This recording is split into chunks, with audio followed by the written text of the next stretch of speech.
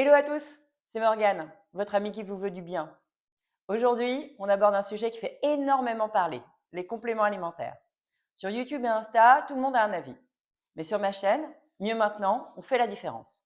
On s'appuie sur des recherches solides et les recommandations d'experts mondiaux.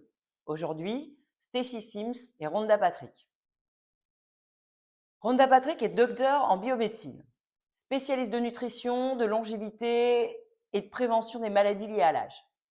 Sa plateforme, Found My Fitness, est une référence mondiale car elle traduit les études les plus pointues en conseils pratiques. Stacy Sims, elle, est physiologiste du sport, chercheuse associée à l'université de Stanford.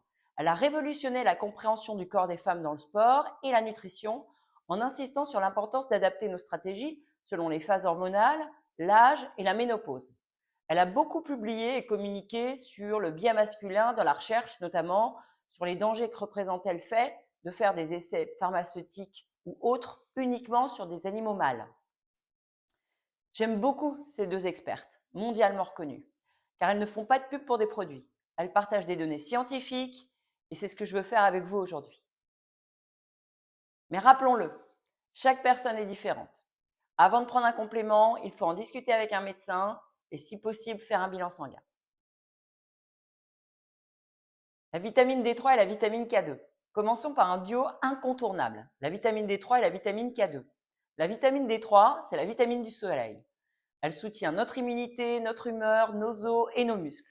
Mais à Londres, à Paris ou dans le nord de la France, plus de 70% de la population est carencée en hiver, selon la plus large étude menée et publiée dans le British Medical Journal en 2021. La vitamine K2 vient compléter la D3. Elle agit comme un GPS pour le calcium, elle l'envoie vers les os et évite qu'il ne se dépose sur les artères. Hommes ou femmes, nous en avons tous besoin.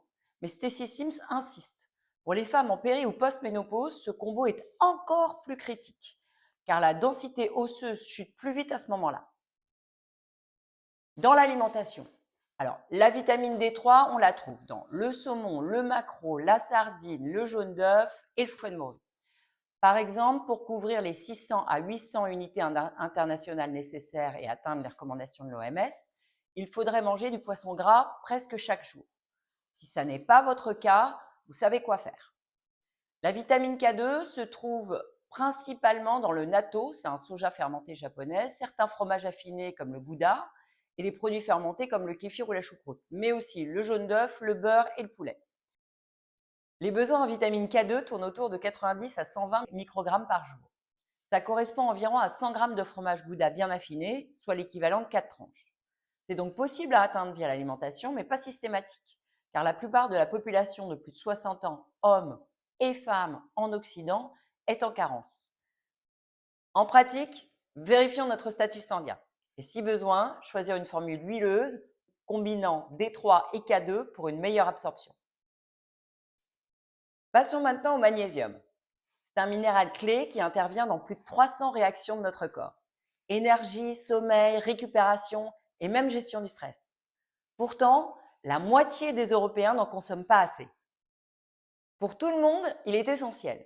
Mais Dr Sim note que les femmes sportives, y compris les jeunes donc, ou celles en périménopause, y sont encore plus sensibles, car les variations hormonales amplifient les déficits.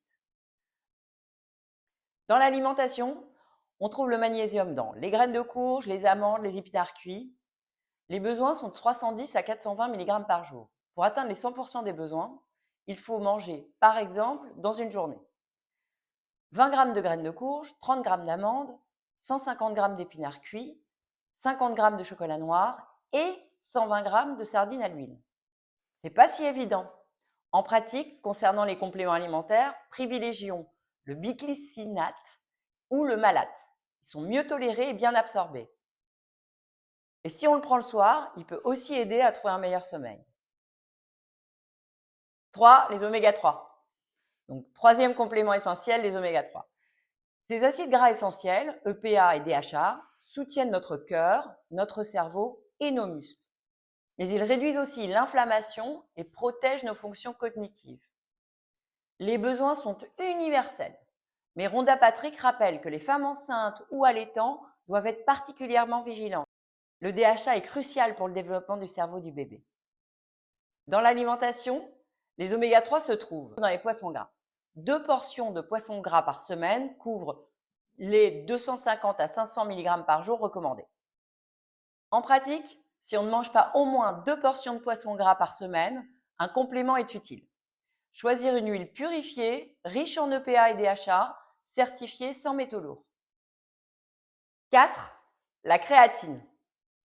On passe à la créatine, trop souvent réduite au cliché de la poudre des bodybuilders. En réalité, la science est claire. La créatine agit à 3 niveaux. D'abord, les muscles. Elle augmente l'ATP, notre carburant immédiat, et améliore force et puissance. Ensuite, le cerveau. Lui aussi utilise la créatine. Toutes les études sérieuses montrent des bénéfices sur la mémoire, la concentration et la résistance au stress. Exemple, celle publiée dans Neuropsychologie Review récemment. Enfin, le vieillissement, elle aide à prévenir la perte de masse musculaire, la sarcopénie, qui touche hommes et femmes dès la quarantaine. Donc c'est valable pour tous, mais Stacy Sims recommande tout particulièrement la créatine aux femmes en péri et post-ménopause pour compenser la perte hormonale qui accélère la baisse de puissance musculaire. Dans l'alimentation, on trouve la créatine dans la viande rouge et les poissons, saumon et thon. Mais pour atteindre la dose efficace de 3 à 5 grammes par jour, il faudrait consommer près de 500 grammes de viande ou de poisson tous les jours. C'est peu réaliste, d'où l'intérêt d'un complément. En pratique, prendre donc 3 à 5 grammes par jour, sans pause de cure nécessaire, l'usage continu est sûr, bien s'hydrater car la créatine attire l'eau dans les muscles, ce qui est normal. 5. Le collagène. Dernier pilier, le collagène. C'est la protéine qui structure nos tendons, nos ligaments, nos articulations et notre peau. Après 25 ans, notre production naturelle diminue d'environ 1% par an. Il y a différents types de collagène. Donc, comment délier le vrai du faux, ce qui est important, ce qui ne l'est pas. Le type 1, c'est le bovin ou marin, c'est le plus abondant, présent dans la peau, les tendons et les os. Il améliore l'élasticité et la densité de la peau et soutient la solidité osseuse. Le type 2, qu'on trouve dans le poulet, est présent dans le cartilage, utile pour les articulations et l'arthrose. Le type 3, souvent associé au type 1, soutient les tissus mous, les muscles et les vaisseaux sanguins. Dans l'alimentation, on trouve le collagène dans les bouillons d'eau, la peau de poulet, la peau de poisson, la gélatine. Mais pour atteindre les 10 grammes recommandés par les études, il faudrait en consommer énormément. En pratique, 10 grammes par jour d'hydrolysate de collagène, c'est la peptide, c'est marqué peptide sur les paquets, associée à de la vitamine C qu'on trouve dans le kiwi et le poivron, et à de l'exercice, notamment de la musculation, a énormément d'impact. Alors, quid des autres compléments? La whey, la vitamine B12 et les probiotiques. Oui, ce sont des compléments très intéressants. La whey est précieuse si l'apport en protéines est insuffisant, surtout après 40 ans, pour préserver la masse musculaire. La vitamine B12 est cruciale pour l'énergie et la mémoire, en particulier si on consomme peu de produits animaux. Et les probiotiques et fibres prébiotiques soutiennent notre microbiote, qui joue un rôle clé dans l'immunité et le métabolisme. Mais je ne vais pas tout vous détailler aujourd'hui. On leur consacrera une prochaine vidéo pour comprendre exactement quand et comment les utiliser.